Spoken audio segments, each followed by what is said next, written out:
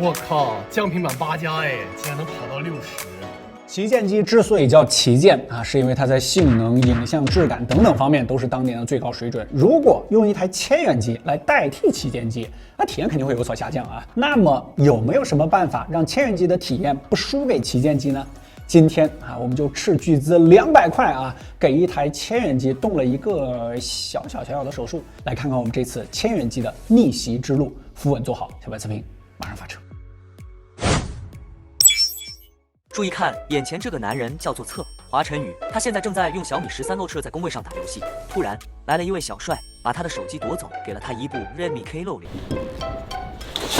还没换机倒数据呢。逆袭之前，先来看一下这俩手机差多少啊？配置我们直接打出来。K60虽然在1000元价位啊，但是它也有这个价位段独一档的硬件。策划小伙伴一直使用的是旗舰机，眼睛格外锐利，2K 分辨率啊，或者说高 PPI 是它的刚需。除此之外，它还有无线充电的需求，K60正好能满足这俩。什么？你说为什么不选 K70？因为无线充电只普及了60这一代。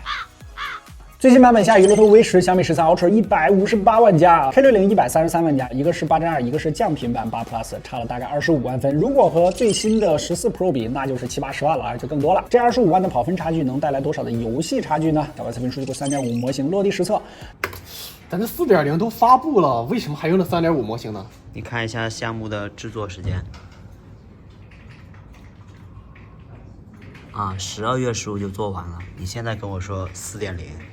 王者2台手机都是一条直线，但是在功耗和温度上13 Ultra 都要更好啊。原神也是一样，K60在须弥城场景和最后的打怪环节都有明显的掉帧，星铁就更差点意思了啊。只看功耗的话，K60是5.4瓦，13 Ultra 6.7瓦。哎，你别急啊，这帧率方面 ，K60只有36.2帧，并且开局3分钟不到，这亮度就直接锁到了160尼特啊。星铁面前确实狂暴不起来了。除了游戏性能，旗舰机和千元机还有个很大的差距，那就是影像。主摄的进光量算法，你可以通过软件去小弥补一下。我们在谷歌相机那期视频里面也聊过。但是还有一个点是 K60无论如何也比不过13 Ultra 的，就是长焦。我们正在抽送总价超37000元的新年礼物，关注小白测评 B 站频道查看置顶动态，转发关注即可。听说3连好运翻10倍。虽然 K60在现在来说是一台性价比还不错的千元机啊，1600多块钱啊，但是在性能和影像方面，你跟大旗舰那肯定是有差距的。这2个点也是我们在体验之中差距印象最深刻、最直接的啊。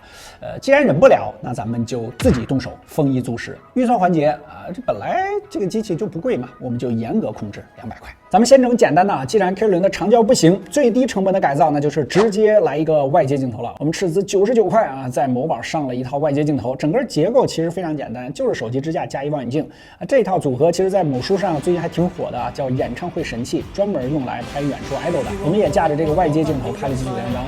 相较于13 Ultra 高倍率的数码变焦 ，K60加上外接镜头的光学变焦，这优势就非常明显了。你注意看这组样张 ，K60 下面的字母都可以认出来，但13 Ultra 已经涂抹的啥也看不出来了。上面的 speaker 啊，小米13 Ultra 都把 A 给算成 S 了。拍云景也是一样 ，K60 加外接镜头在解析力上还是要强于13 Ultra 的啊。当然，这毕竟是外接嘛。虽然这效果确实不错啊，但总感觉这99块钱买这么个玩意儿还是有些贵了。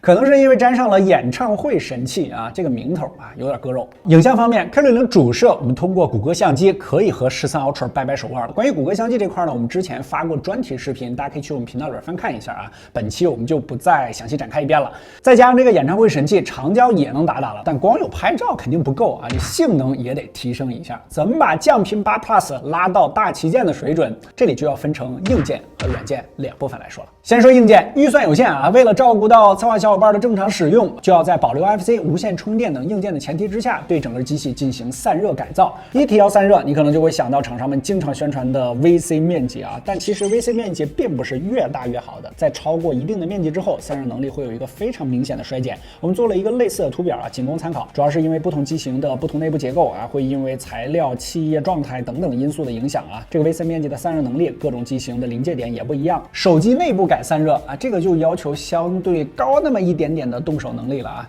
这散热材料有很多啊，硅脂、凝胶、导热垫片啊、石墨烯切片、铜片、VC 均热板等等等等啊，不同的地方需要不同的材料啊。在研究完 K60的内部结构之后，我们对症下药啊，这精打细算，一共花了差不多60块钱，购入了硅脂、导热硅脂垫，还有0.07毫米的石墨烯散热片。工作室数据室的加热垫坏了啊，我们为了加热这个想了一个更好的办法啊，打开原神给它挂个小窗，再打开8K 视频录像，给手机快速增温。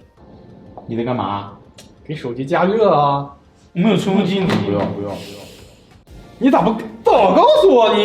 你也没问呢。温度上去，我们把后盖拆开啊，这个后盖上面有很多缓冲棉啊，给我们留下了不少的改造空间。拆无线充、拆摄像头、拆电池、拆主板，一气呵成。现在就能看到 K60的内部结构了。小米官方给 SOC 用的凝胶并不算多，我们把它清理干净之后，把缓冲棉也给拿掉啊。对付主板也是同样的操作，取出我们前面买的硅脂，在 SOC 处涂平后，再贴上导热硅胶垫。机身内部也是重复上面的步骤，电池下面我们也涂上了硅脂，再贴上石墨烯散热。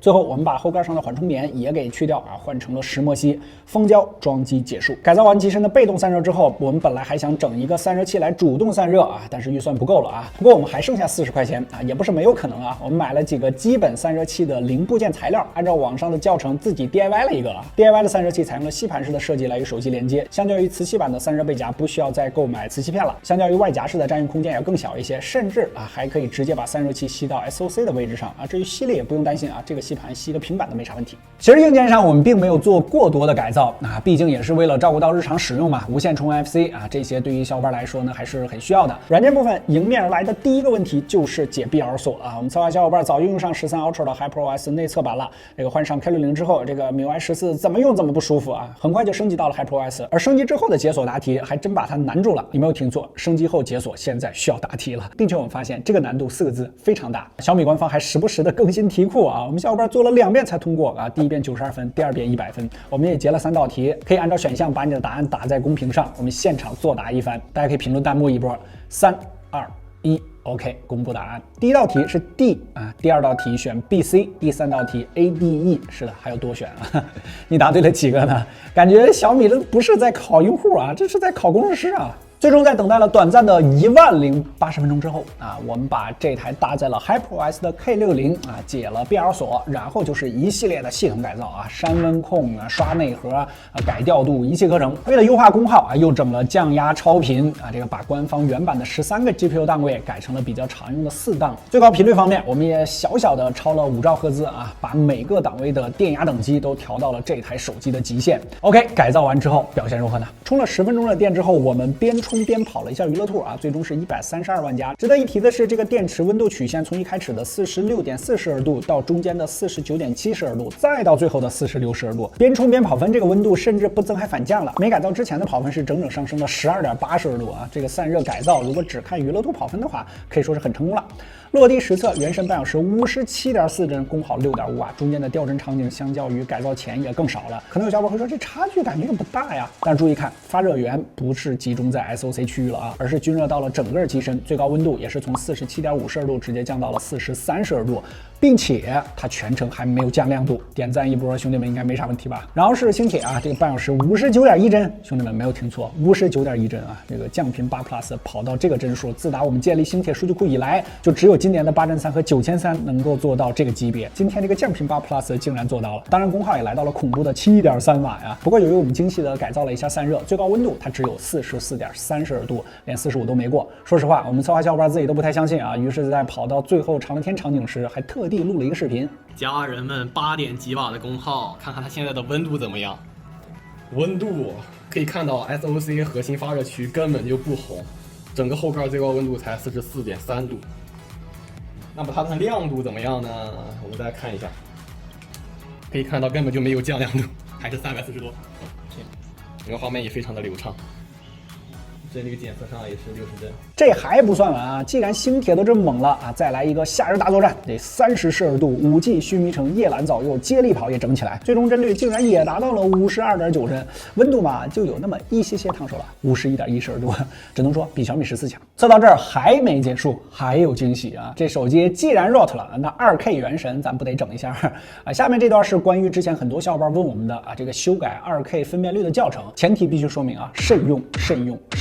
如果你不会感兴趣，直接想看结果啊，直接可以跳到这个时间点。关注这块的小伙伴可能看到过使用 GL Tools 改游戏的渲染分辨率，但是这么改呢，确实可能会出现渲染出错的问题啊。熟悉数码圈的观众也应该知道，这小米在8.2以后的机型都搭载了高分辨率原神，而这个高分辨率原神的配置其实就在小米的云控 Joyous 里面。说到云控，很多基友可以说是很痛恨啊，觉得这个云控就是手机变卡的根源这么说其实也没错啊，但是小米的狂暴引擎高分原神其实都依赖于云控。今天我们就顺便讲一下如何修改 Joyous 文件。第一步，使用 MT 管理器提取 Joyous 这个系统软件。第二步，点击查看，搜索这行代码，这其实就是小米13 Pro 的机型代码像设备信息等 App 里面你可以直接查看。第三步，把小米13 Pro 的云控配置文件复制到剪贴板，然后搜索这行代码，打开 K60 的配置文件，全选粘贴，这样我们就把 K60 的云控配置给改成小米13 Pro 的了。第四步，搜索拼音原神我们可以看到这样一行代码，这其实就是小米修改原神分辨率的地方。下面这行 SizeVR 的3个数字排列，其实就对应着小米原神的3个分辨率：省电模式下的648P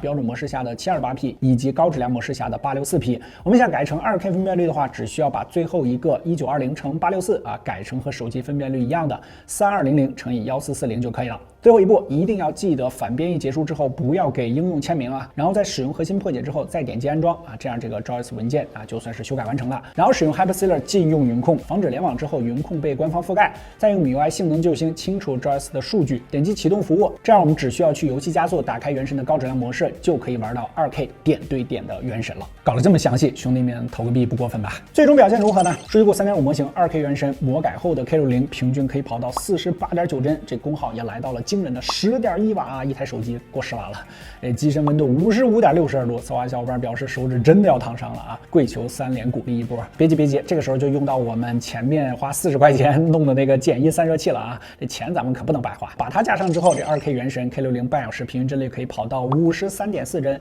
，GPU 平均占用也是来到了92.8%，很多时候都是顶着100%的占用在跑最终功耗10.6瓦，机身最高43.6摄氏度。OK， 至此整个改造就全部结束了满分10分的话，兄弟们给打几分呢？大家可以评论弹幕一波。毕竟都 ROT 了嘛自定义程度也会变得非常高。策划小伙伴按照自己的喜欢，稍微还定制了一下系统。比如说这个 HyperOS 的原版控制中心下面的快捷按钮都是圆形和上半部分的圆角矩形搭在一起，感觉非常不自在ROT 之后就可以用 Hypersealer 一键给它修改了。除此之外，墓碑后台堆叠桌面、小白条沉浸一键去除广告推送删除系统广告以及 App 广告等等吧，这些都可以在 ROT 之后整玩机嘛，讲究的就是自定义个性化。当然还是要说这一期肯定是基友向的大家都看到了整个改造过程还是有那么一点点波折的旗舰机呢肯定是不止影像和性能像质感外观 ID 这个之类的，萝卜青菜各有所爱这些也是200块钱预算你怎么改也改不到的。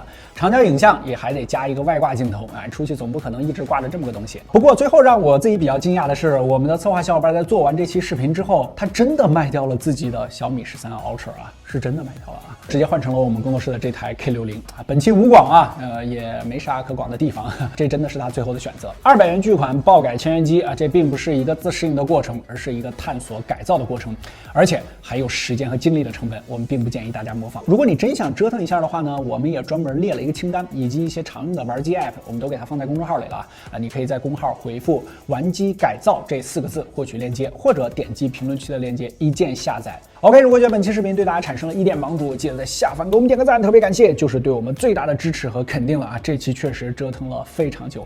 不过这点小白视频，我们下期视频再见，拜拜。